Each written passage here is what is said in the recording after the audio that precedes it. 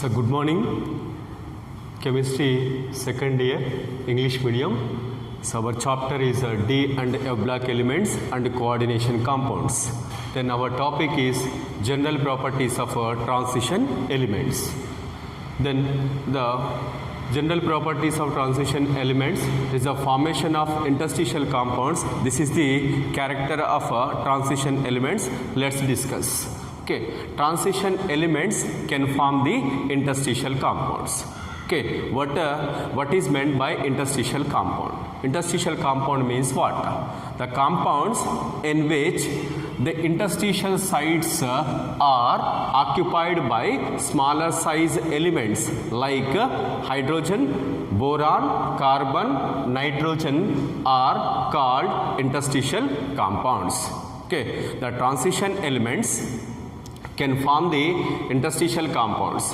Okay, then interstitial compounds can be defined as the compounds in which the interstitial sites are occupied by smaller size elements like hydrogen, boron, carbon, nitrogen are called interstitial compounds. Then when you say there is an interstitial compound, is a rough diagram. You assume these are the structural units of transition metal atoms. Then this is called among the atoms there is a space. This space is called as interstitial site. This interstitial site is occupied by smaller atoms like hydrogen, carbon, boron, nitrogen by trapping. Then those compounds are called as interstitial compounds. These interstitial compounds in general can be formed by titanium, zirconium, hafnium, vanadium, niobium, then next one tantalum. These transition elements can form a lot of interstitial compounds. Reason is what? Then why transition elements can form the interstitial compounds is because of having smaller in size. Because of having smaller in size, due to this reason, they can form the interstitial compounds. Then next one, examples for interstitial compounds are here is a titanium carbide, manganese nitride, then iron hydride, titanium hydride. This is a 1.7. So when you observe the is a titanium carbide and a titanium hydride, then here is a 1.7 indicates what? Here is a interstitial compounds are non-stoichiometric compounds, because then while formation of interstitial compounds, then transition elements cannot form the valency rules. That's why these are called as non-stoichiometric compounds.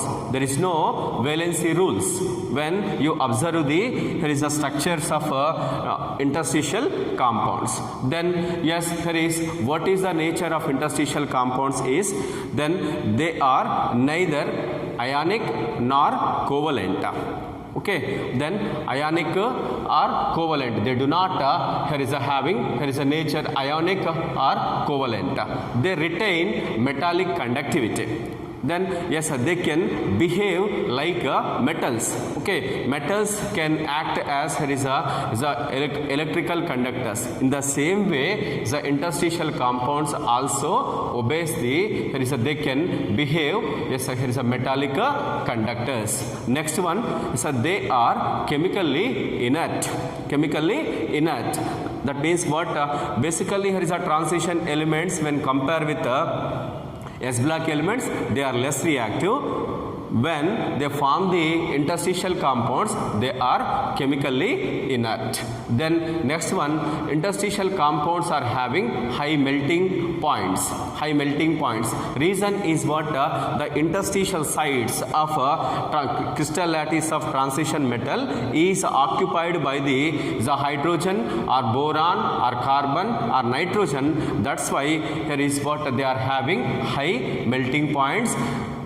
higher than those of pure metals. Suppose when you take the, here is a titanium is a carbide is having high melting point. Titanium carbide is having high melting point than titanium. Reason is what? The interstitial sites are occupied by the carbon atoms. That's why they are having high melting points. Then next one, they are very hard in nature.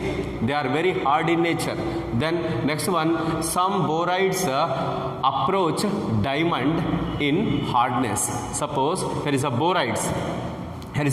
Means what?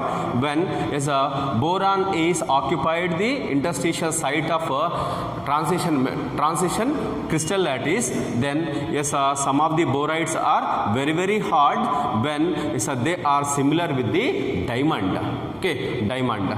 Then next one, when you observe the interstitial compounds, then because of the occupation of smaller atoms like here is a hydrogen, boron, carbon, nitrogen, then their density will be less. Reason is what? Then the crystal lattice volume can be increased. That's why they are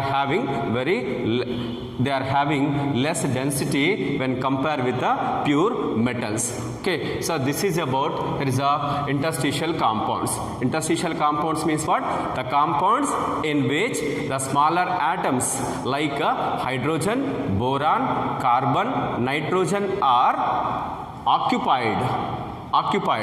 Then those compounds are called as interstitial compounds. Then interstitial compounds formation is the specific property of transition elements. Then let's take the alloy formation. Transition metals. There is a transition metals. Another characteristic property is alloy formation. Then here is while formation of alloys, what happens? Then the atoms of one metal, the atoms of one element is randomly occupied the volume of other metal. Then due to this reason, here is alloys are examples for solid solutions. Especially homogeneous solid solutions. Then while formation of alloy, what happened? Then here is the atoms of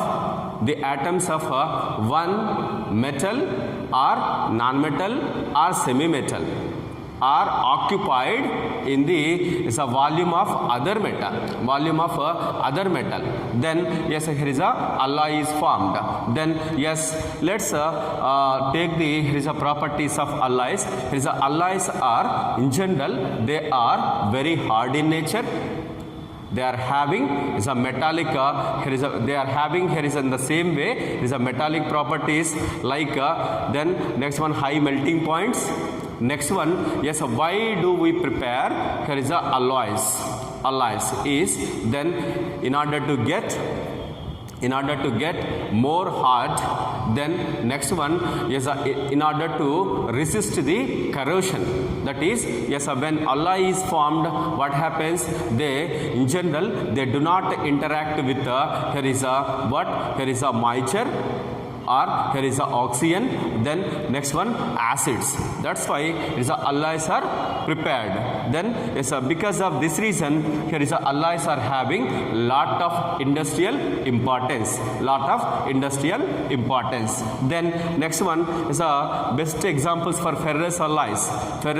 In ferrous alloys, then is a chromium, vanadium, wolfram, molybdenum, manganese. So these metals are used in variety of steels. Okay, then not only they form with the transition metals. They can form the, here is with the non-transition elements, like here is what bronze, brass. In bronze and brass, what there is a copper. When interact, copper when it is mixed with here is what zinc, then what happens, it is brass is formed. Then next one, when copper is mixed with tin, then next one is what Sn, tin, then it is caused the, there is a bronze. Bronze is formed by means of copper plus tin. Brass is formed by means of copper plus zinc. These are non-ferrous alloys. Okay, non-ferrous alloys. Okay, so this is about, there is a alloy formation. So this is enough for the physical general properties of transition elements.